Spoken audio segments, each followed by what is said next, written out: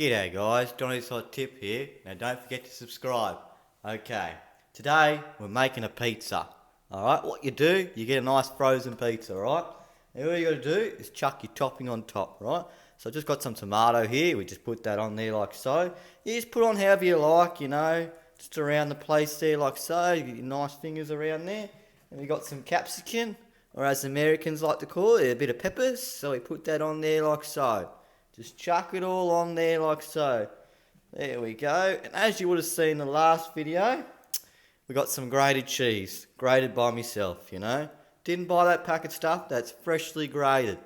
Alright, and then once you got that, if you're vegan, you can leave it like that. But, I'm just going to chuck a little bit of salami on there like so. I'm not going to bother cutting it up because once you cut the pizza, be all cut up.